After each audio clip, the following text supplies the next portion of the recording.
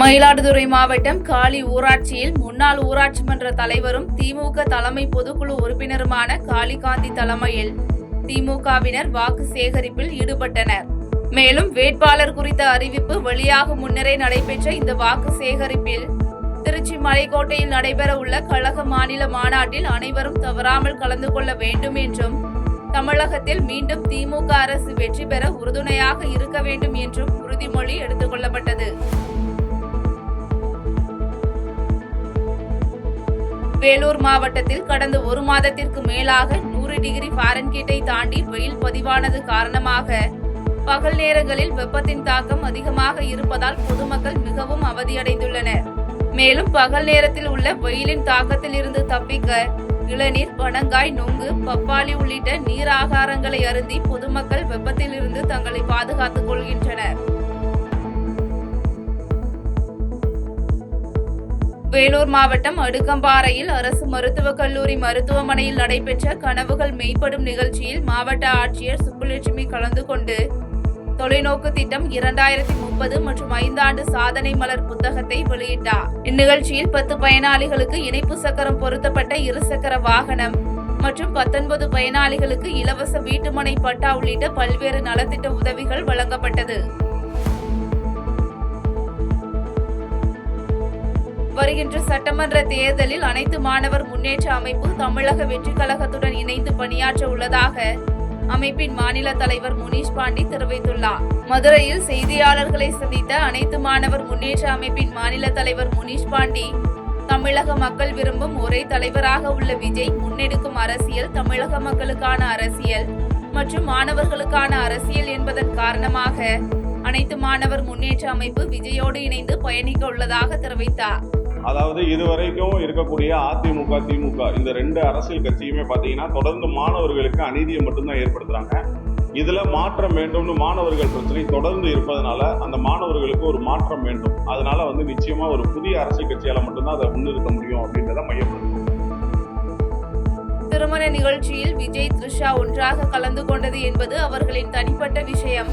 அது குறித்து கருத்து தெரிவிப்பது என்பது நன்றாக இருக்காது என தனியார் தொலைக்காட்சி நிகழ்ச்சி மூலம் பிரபலமான திவ்யா கணேஷ் தெரிவித்துள்ளார்.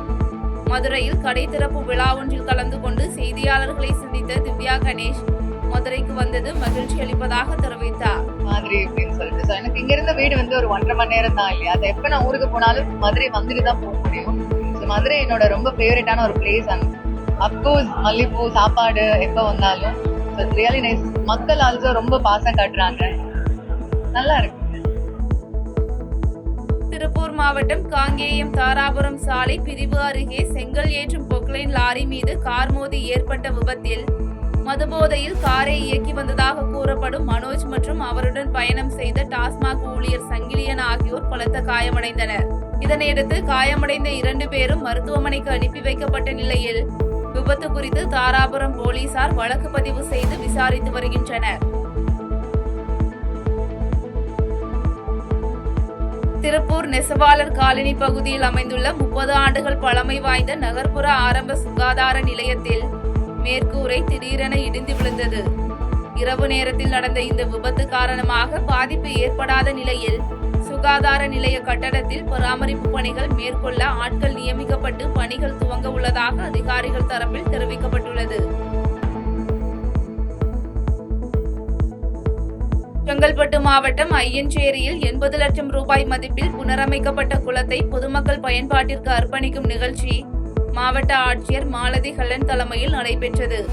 இதில் சட்டமன்ற உறுப்பினர் வரலட்சுமி மதுசூதனன், காட்டாங்குளத்தூர் ஒன்றிய குழு தலைவர் உதயா கருணாகரன், ஹூண்டாய் மோபிஸ் நிறுவனத்தின் துணை பொது மேலாளர் ஹூமின் ஹூ கலந்து கொண்டு புனரமைக்கப்பட்ட குளத்தை பொதுமக்களின் பயன்பாட்டிற்காக அர்ப்பணித்தனர்.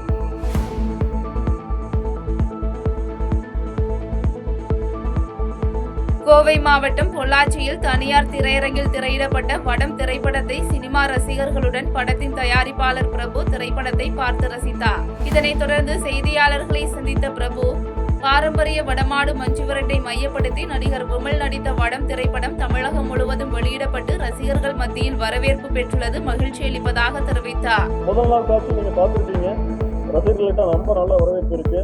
எல்லாருமே பாத்தீங்கன்னா ஒரு கிராமிய படத்தை தான் ரொம்ப எதிர்பார்ப்போடு எதிர்பார்த்துட்டு இருக்காங்க. இடையில நிறைய படம் வந்துச்சு. இது வந்து பாத்தீங்கன்னா நம்ம தமிழர்கள் பண்பாடு சார்ந்த ஒரு படம். இது இந்த மாதிரி ஒரு படம் வந்து ரொம்ப நாள் ஆச்சுன்னு நாங்க நினைக்கிறோம். நீங்களும் படம் பார்த்துட்டு சொல்லுங்க.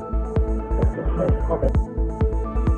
சேலம் மாவட்டம் பக்கநாடு கிராமம் குண்டத்துமேடு பகுதியில் திடீர் ஆய்வு மேற்கொண்ட மாவட்ட கனிமவள தனி தாசில்தார் ராஜ்குமார் தலைமையிலான குழுவினர் சட்டவிரோத செம்மண் கடத்தலில் ஈடுபட்ட டிப்பர் லாரியை பறிமுதல் செய்தனர்.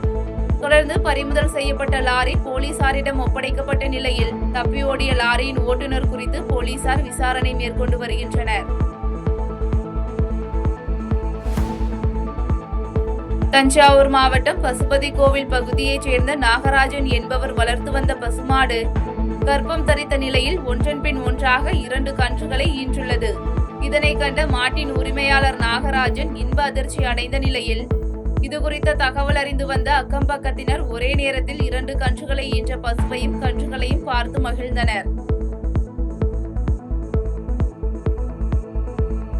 விழுப்புரம் மாவட்டம் எடப்பாளையம் கிராமத்தில் நடைபெற்ற இஃப்தார் நோன்பு நிகழ்ச்சியில் கலந்து கொண்ட நாடாளுமன்ற உறுப்பினர் கௌதம சிகாமணி திரும்பி வந்து கொண்டிருந்த போது வாகன விபத்தில் காயமடைந்த மணக்குப்பம் கிராமத்தைச் சேர்ந்த பழனி மற்றும் ராதாகிருஷ்ணன் ஆகியோருக்கு முதலுதவி செய்தார்.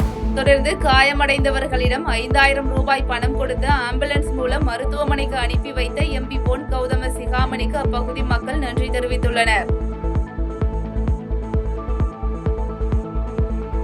நாமக்கல் மாவட்ட ஆட்சியர் அலுவலகத்தில் மாவட்ட மத்திய கூட்டுறவு வங்கி தலைவர் ராஜேஷ்குமார் மற்றும் மாவட்ட ஆட்சியர் துர்காமூர்த்தி தலைமையில் கனவுகள் மெய்ப்படும் டிஸ்ட்ரிக்ட் விஷன் 2030 என்ற தலைப்பில் புத்தகம் வெளியிடப்பட்டது.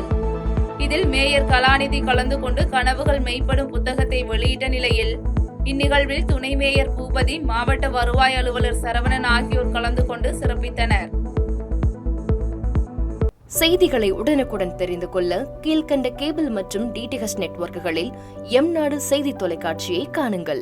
பாதகம் செய்பவரை கண்டால் நாம் பயம் கொள்ளலாகாது பாப்பா. மோதி மிதித்து விடு பாப்பா, அவர் முகத்தில் உமிழ்ந்து விடு பாப்பா. அண்மை செய்திகளை உடனுக்குடன் தெரிந்து கொள்ள இணைந்திருங்கள் எம்நாடு தொலைக்காட்சியுடன்.